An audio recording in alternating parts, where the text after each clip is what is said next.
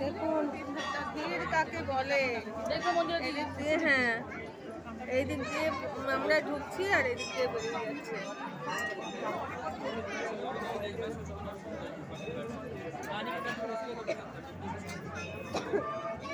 আমি আগে থেকে কন্ট্যাক্ট করে এলে এরকম অসুবিধা হতো না।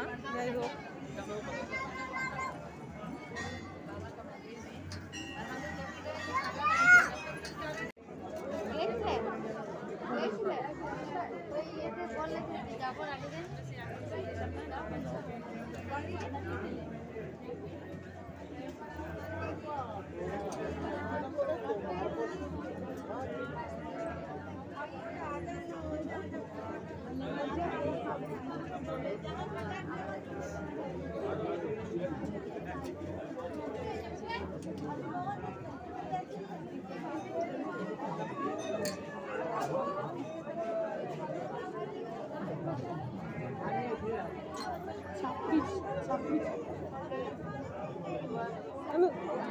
আমি গেছিলাম তোমাদের খুঁজতে ওই দোকানটায়, দেখলাম নেই।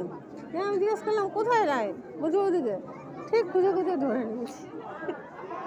ভিডিও চলছে না না, ও বাবা, কি ভিডিও করবে, চলো লাইনটা দেখাই। ঘাগরপুরি যারা দর্শন করতে আসবেন তারা কিন্তু এইভাবে দর্শন করতে হবে, আর না হলে আগে থেকে অ্যাপয়েন্টমেন্ট নিয়ে আপনাদেরকে বানাতে হবে।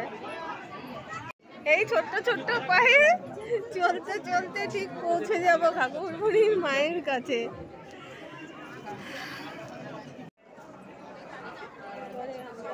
ভেতরে এটা হচ্ছে এন্ট্রেন্স।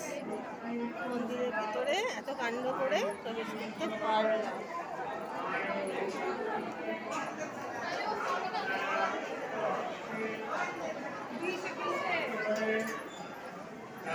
এটা হচ্ছে ঘাগরপুরির মায়ের মন্দির। লম্বা লাইন দিয়ে পুজো দিতে আসতে হবে।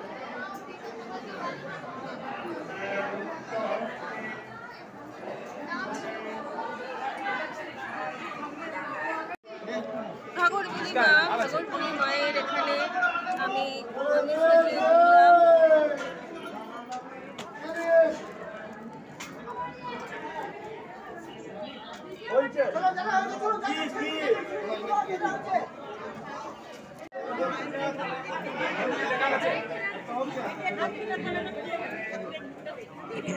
দক্ষিণা ঝোলাটা খুব বড় আছে না,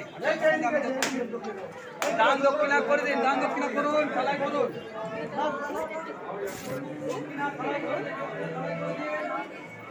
পারমিশন নিয়ে করতে পারলাম।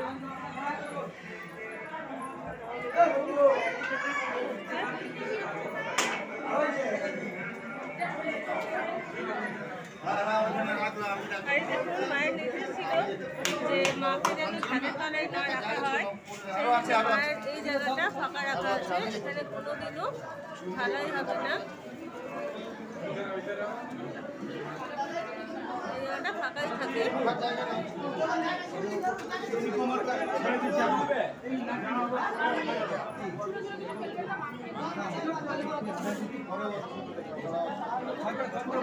মায়ের সিংহাসন।